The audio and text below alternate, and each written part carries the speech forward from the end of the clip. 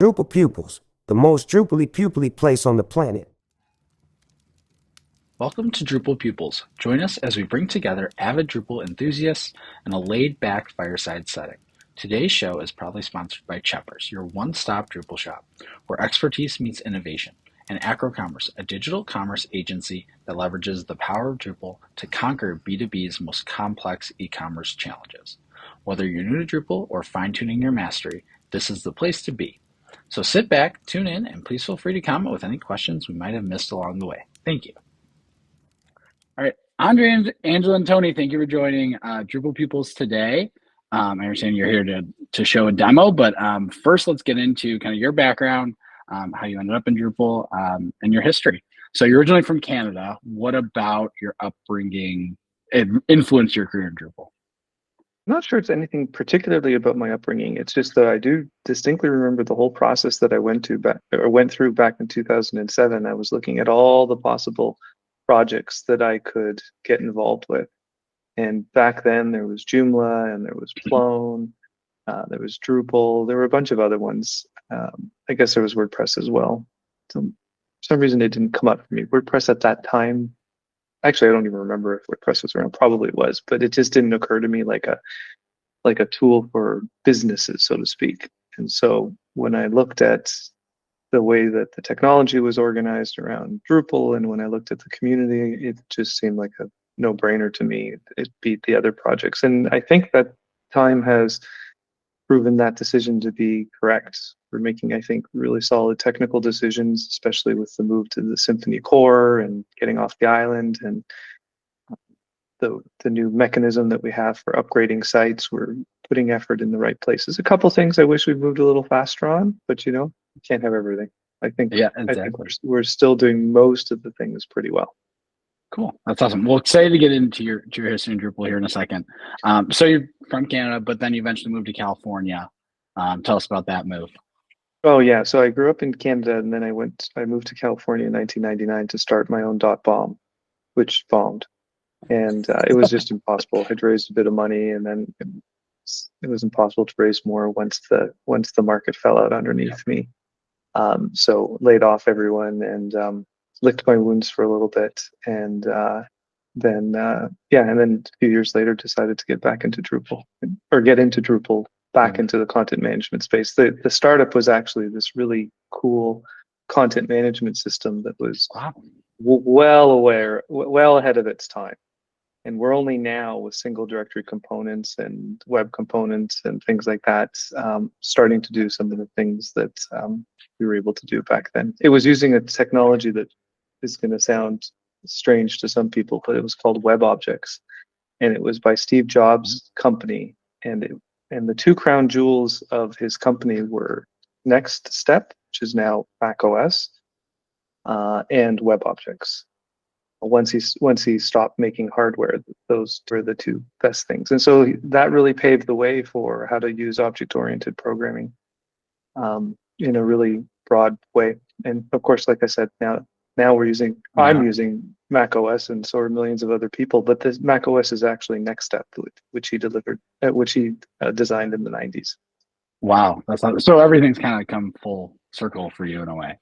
Yeah, it's fun. Yeah, that's cool. Very cool. So now you're living in Texas and Mexico, I believe. I mean, was this strictly a weather decision, or what brought you? What's like, continue to go south, Canada, California, now, south of the border. So what brought you down there? Yeah, it's true. I even have a temporary residency here in Mexico. So I've got the trifecta: the green card in the USA, the temporary residency in Mexico, and the Canadian citizenship. Wow, yeah, very cool. definitely. Yeah, it is actually really cool.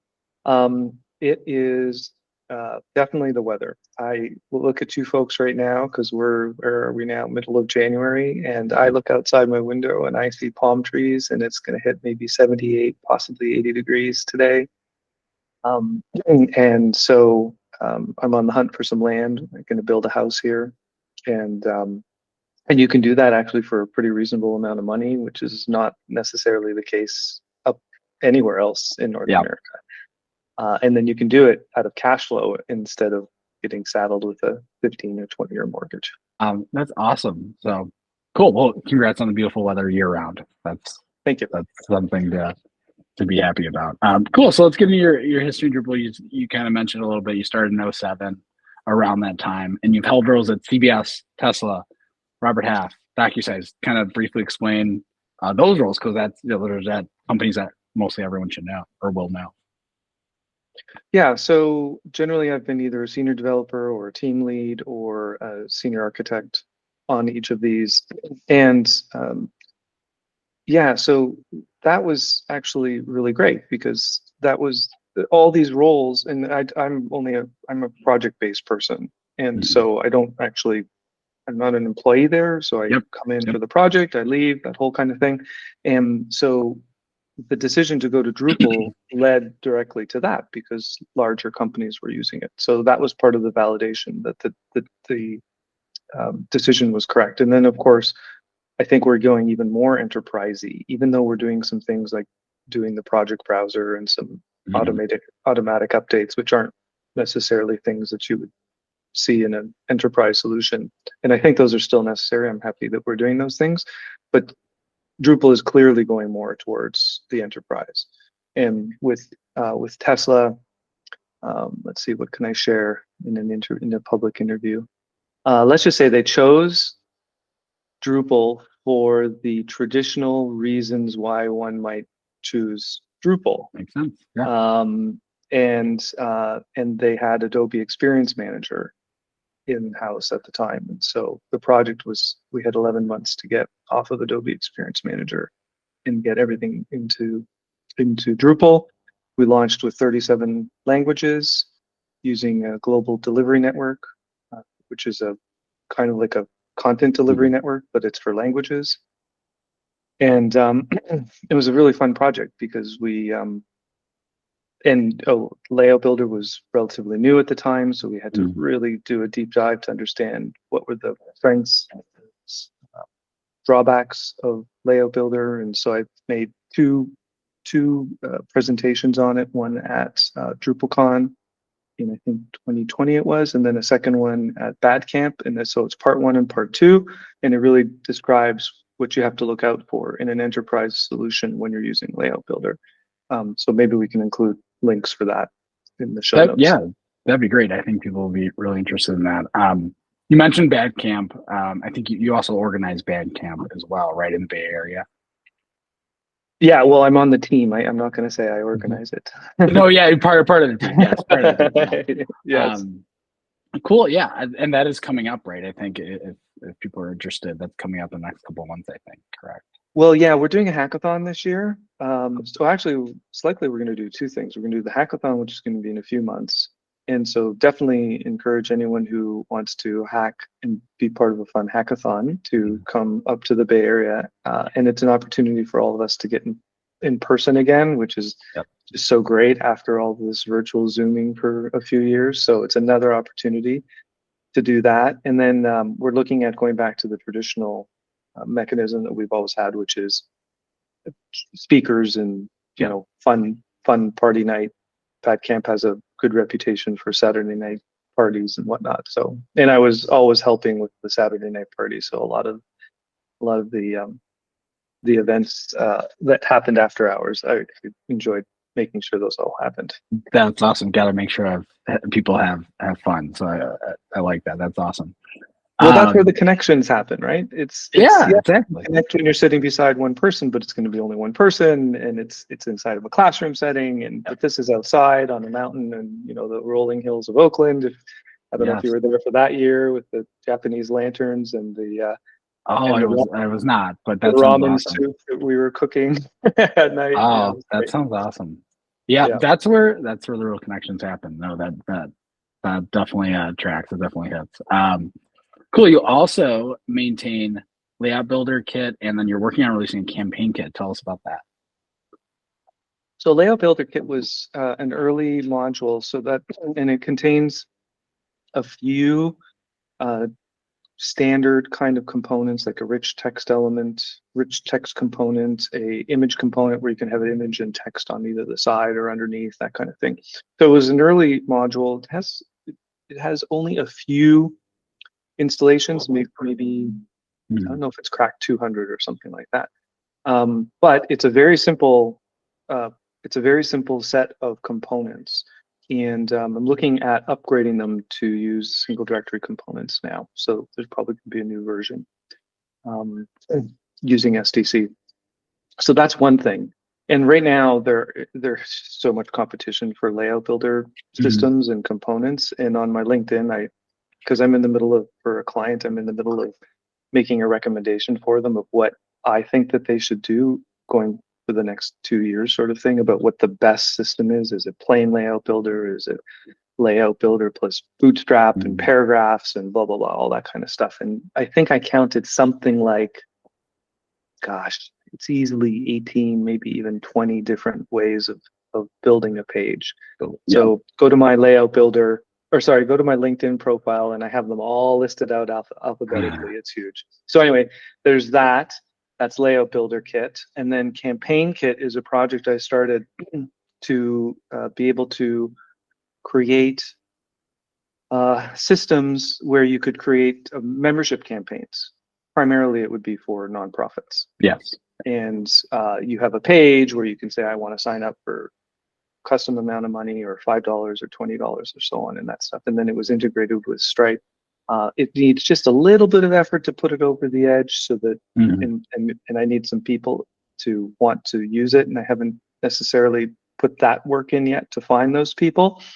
But it's actually a bigger project than it's big. It's really big. So it's got a lot of features in it, and it's not just like Layout Builder where you install it and off you go. So there's more to it than that. But anyway, I'd like to get that going. Perhaps this year, we'll see. Anyway, we'll see, because right now I want to get automated testing kit out there, and then and I'm going to be demoing that with you today. So hopefully people start using that, and then I can go back to campaign kit. Cool, awesome. If people want to, help out, like, how can they reach you? Is LinkedIn best, or what are some good ways to get involved? Yeah, LinkedIn is good. You can send me a note in LinkedIn, or maybe even better is Slack. I'm on the Drupal, all the Drupal things there, so you can reach me there. Specifically for automated testing kit, there's a channel for that, so that you can come in there and talk about automated testing kit. Cool, awesome. All right, well, I will let you get into your demo, let you share the screen, and look forward to see automated testing kit. All right, okay, so let's get going here. So, great. Okay, so what is automated testing kit? It is 18 useful tests and 15 useful utility functions and growing, or end-to-end testing using both Cypress and Playwright. So the library contains those 18 useful tests and 15 useful utility functions written in both of those frameworks, which is really great because I got to compare both of them in depth doing this project. I first discovered Cypress. I thought they really moved the ball forward. It's a really, really excellent tool, but technology marches on. Playwright has since come on the scene, and I think Playwright does a better job in a bunch of critical areas. Playwright is going to take over, and Playwright is a Microsoft tool, for better or for worse, however people feel about that. And Cypress is sort of the underdog, but they made some technology decisions that I think are coming to bite them. And Playwright just doesn't have those issues. I'll talk about them as we go on. So you can read about what was in release 1.1 through this blog post. As I mentioned, there's a Drupal Slack channel here to discuss it. So what are some of the tests and utilities right now? Logging in, logging out, and registering new users. And the way these work is using ethereal email. So ethereal email is a virtual mail server. You're free to, these tests are yours, so you can copy them and then alter them at will. But by default, tests know how to do is they will send the email after you've set up mailing inside and through with Symfony Mailer. It will send an email to Ethereal, and then it will go confirm over in Ethereal that the email got received. So it'll actually close the whole loop for emails. Reset password, same thing. Contact us form, 404, 403 tests, entity update and deletion tests, sitemap using the XML sitemap, and a whole bunch of convenience functions that are used by all those 18 tests, and then other people can use them. You do need to be able to execute drush commands, and that can be done locally or remotely because you need to be able to test on remote targets. And the remote target can even be Pantheon. So for Pantheon, remote targeting using drush aliases doesn't work. So I open up an SSH tunnel and send commands that way. And it works both on your native OS and inside of containers. Okay, so there's more coming up, and someone just I saw something come in, a new issue. It looks like somebody is suggesting some new CK Editor 5 tests, which is great. My vision is that we have something like 50 tests that are all the core things that people need inside of a Drupal site. And that it's really, really easy so that when you launch a site or when you start developing a site, one of the things you do early is you set up automated testing kit and you start running your tests right away. And that will help you know if anything breaks during the development. And then you can set it up on a cron job so that they run every night just like you would normally do. So my vision is that, and for that to work, you needed two major advances, I think. One is you needed the tools to get easier. Selenium was always a bear to set up and maintain. And some people claim that it's not flaky, but that's not been my experience. And mostly Selenium projects, people go all gung-ho, create them, and then they abandon them because it's just too much work. So these new tools that have come on the scene, Cypress and Playwright specifically, but there are a bunch more in this genre, and so there's no reason why we can't rewrite these tests to another framework if we need to. But the point is that they're just so much easier than Selenium to set up and then to maintain the tests. So that's the first thing that needed to happen. And then the second thing that needs to happen is you need a set of tests ready to go so that people don't have to keep reinventing the wheel every project that they go through. And that's where automated testing kit comes in. Okay, tools we use. I mentioned already Ethereal Email. Testery is great. They'll provide a free account for you to test. And it's basically a test grid, like Lambda Test, for instance, or Sauce Labs. Testany, really cool, relatively new test case management system that'll give you a free account. And then Tugboat QA. So in my last 2 projects ago, we used Tugboat. Are you familiar with Tugboat? But actually, people who listen to this may not be familiar with Tugboat. Yeah, so I should explain it. So Tugboat is unlimited number of preview installations. So you send a message to Tugboat, and it will spin up in a container your site with the database that you need it to spin up. And it is that you get a unique URL, and that stays live for as long as you need it. And that's a URL that you can give to the marketing people, or that you can just keep for other people on the team. And you have basically an infinite number of them. I mean, it's limited by the amount of hard drive space and maybe the plan that you buy with Tugboat. But what you used to have to do is you used to have a group of, like on a team, you used to have a group of 4 or 6 virtual servers, virtual machines, and then you had to book them. You had to say, okay, I want to use machine 2. How long do you need it? For about 2 weeks. Okay, great. And I'll use machine 3. And you had to do all this stuff because you had only a limited number of these test units that were close to what production was going to be, so that you could have long-running tickets able to be looked at by other people. This gets rid of all that because you have an infinite number. They're cheap. You can set it so that they last forever, or that they get automatically killed within a couple weeks. They're great. So Tugboat is a very good service, and it's what you're likely going to need if you set up inside of a team testing such that you want the tests to run on every branch. If you have a team of people and you have, let's say, I don't know, 40 or 50 open PRs, you definitely need a tool, something like Tugboat, so that you have those previews, and then you point the tests to run on that preview that is set up for that branch. Makes sense. So definitely recommend bigger teams look into Tugboat. Okay, I'll pause there. Any questions so far, or is this all making sense? No, but I'm good. Yeah. Okay, good. So let's take a look at the documentation. So we'll go over here and we'll walk through this. Lots of documentation here. I put a lot of work into it, so hopefully it's clear for people.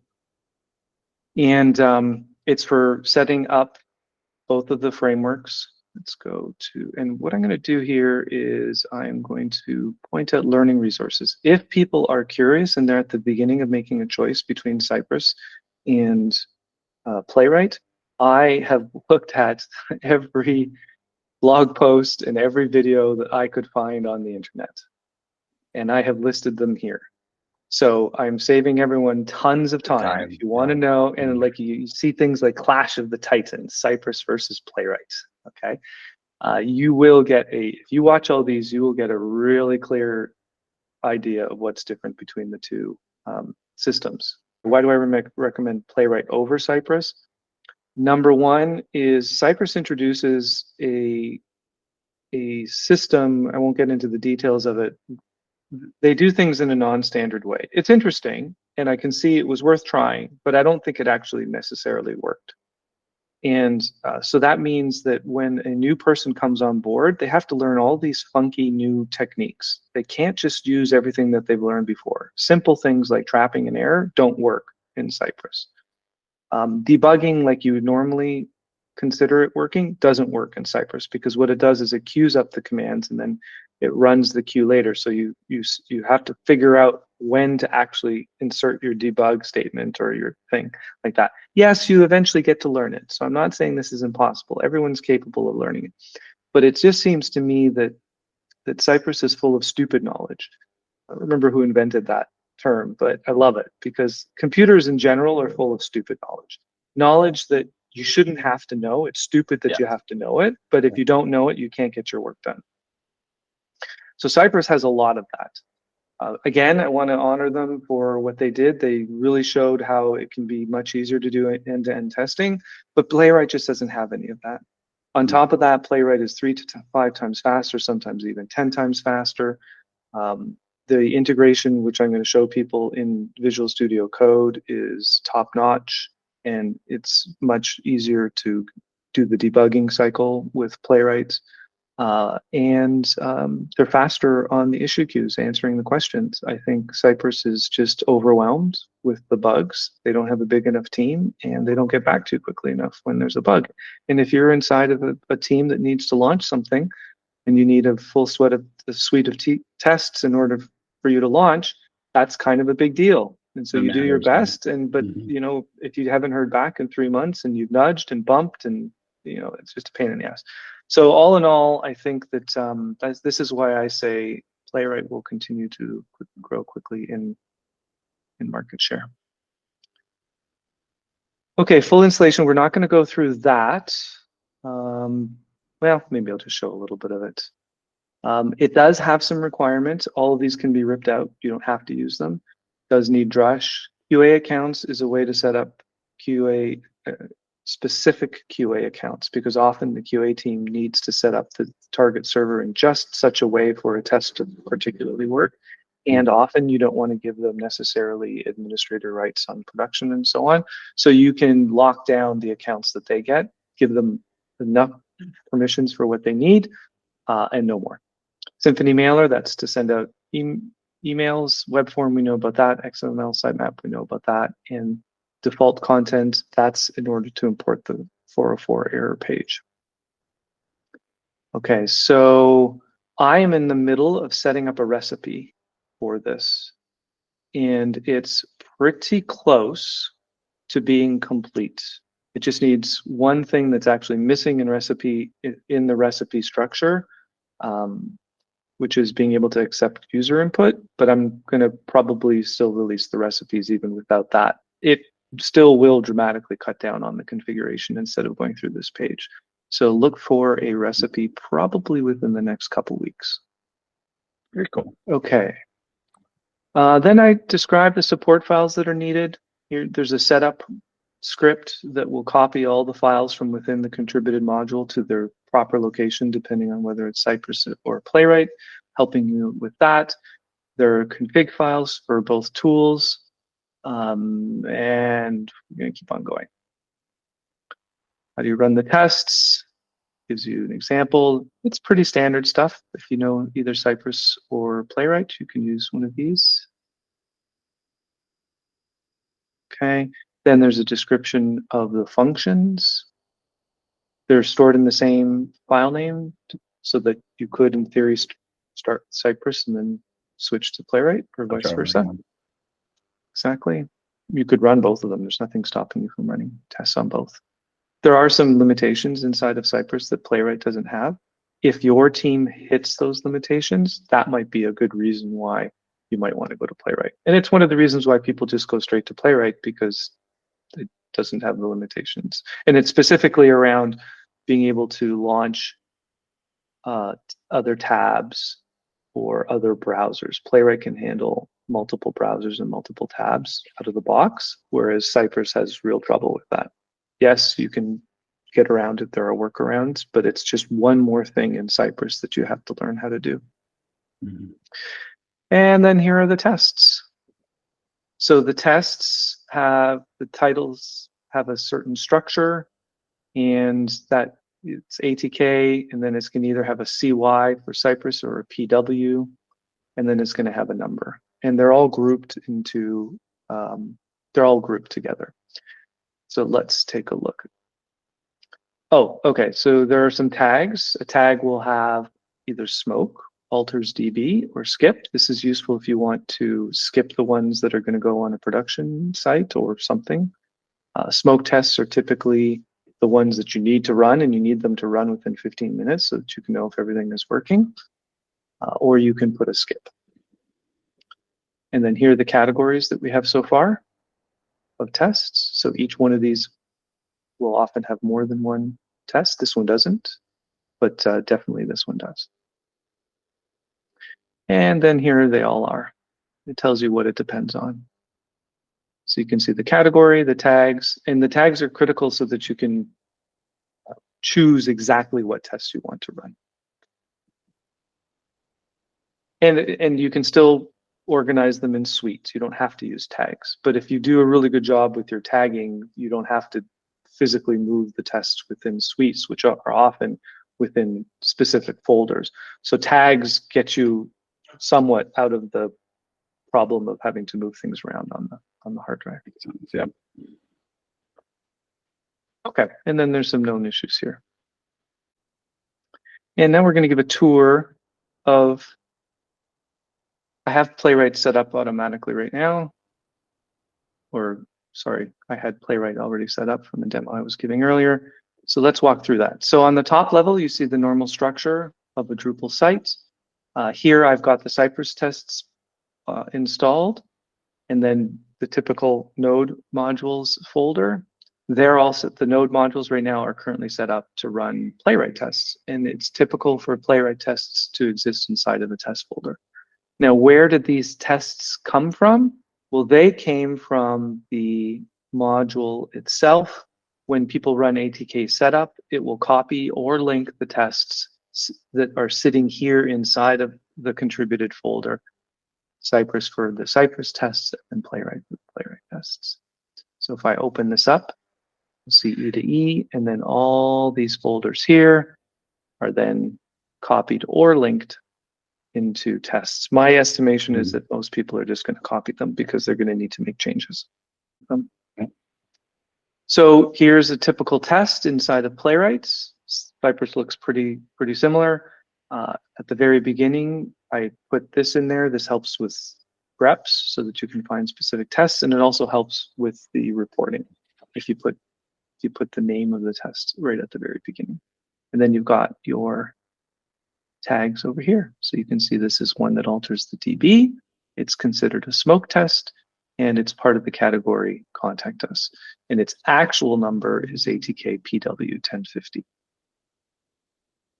And then you write your test. And everything works here like you would expect. If I put a breakpoint, it will actually stop there. Not like Cypress. And I'm going to actually show you that in a bit. I'm going to keep on giving the tour. So here are some entity tests: media, node, taxonomy, user, page error tests, register login. Okay, and then you've got some support files. One of the support file is ATK commands. These are typical commands that are useful. Things like delete the user given an email, right here. Delete the user if you're given a UID. Delete the user if you're given a username. All of these are used in the tests, and then people can use them themselves. Yes, you can make them yourself, but surprisingly, some of these have little wrinkles that had to be worked out, so someone has done them for you. Plus all the ability to call Drush commands locally and remotely is all built in, like I was mentioning before. And then there's a utilities file. There's only one right now, create a random string. This is used for hashtags. So if you do a registration of a user, I append a code to the registration so that when the email arrives in Ethereal, I can tell that it was the email that I just sent because I look for that code. Yeah. Okay, and then there are fixtures here. So these data fixtures, these are the pieces of data that are required for some tests. And a couple demo images that are used for the media tests. Okay, so let's say I want to run a test. I can go into, there's an extension provided by Microsoft that provides this integration that I'm about to show you. So you go click on the little beaker here, open up the tests. Let's go say that we want to run contact us. And here it is here. I can click on this little icon and it'll bring me straight to the test with my cursor right at the, so that's really nice. I can click on this and it will start me in debug mode, or I can click on this one and I can run the test. So let's just go ahead and run it. Now somewhere, perfect, good, it came up. Okay, here we go. It's running the test.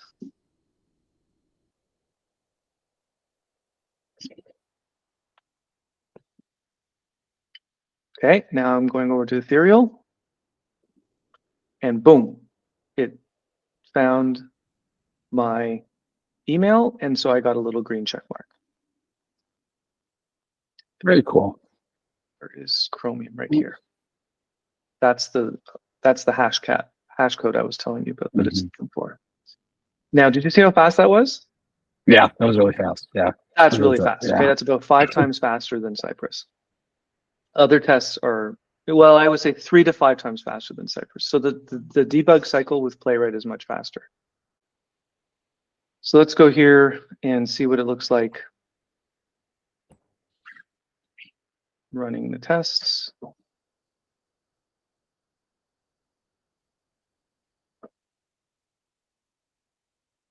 Okay, so now it's running, and one of the things that Playwright does out of the box is it sets up 5 workers.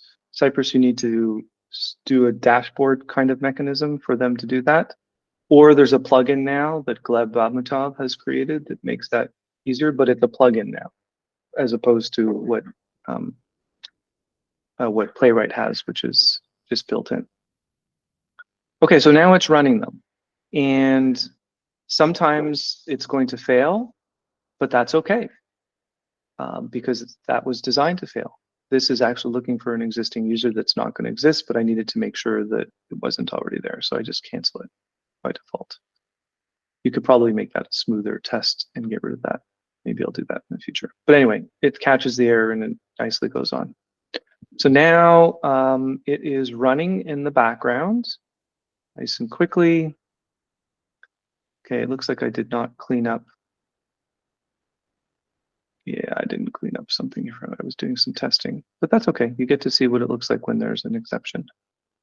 And then at the very bottom, we're going to see the result, 48 passed. And I can go click on, I can go pull this up and get a nice report. Okay, contact us tests worked. You can see all the tags, how long it took. There you go. Detailed report. And so cool. Yeah. It's a really nice report. This one was running on the 3 browsers that I had set up. I could have specified that it run only on one of the 3 major browsers, like Firefox, for instance, or just Chromium. But by default, it will run them on all the tests you have set up in your project file. Cool. Okay, so there you go. It's there you go. That's how it works. And Cool. you've got 18 tests out of the box. What comes up? Any questions?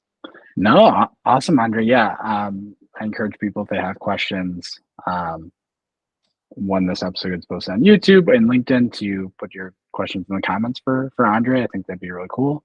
But yeah, thank you so much, Andre. This was great. Well, you're welcome. Yeah, and I do invite people to file issues if you see an issue with the test or you think there's a way to improve it, or if there's a new test. Like I said, we're not going to get to 50 tests if we don't have people helping maybe contribute some tests or at least contributing some ideas. I've got some ideas of what I want to do, but there's only so much I can do per week on this project. And but boy, if we could get other people submitting tests, we could have a really nice suite in no time. That's awesome. Cool. Andre, well, thank you so much. Thanks for this opportunity to share with everyone, Patrick. And No, good absolutely. luck with this, the Drupal Pupils, this new interview series. Oh yeah, absolutely. Yeah, we're happy that you're the first one, so that's great. My pleasure to help kick it off. Awesome. Thank you, Andre. Okay, you're welcome. Have a great day. Everyone, you too. Bye.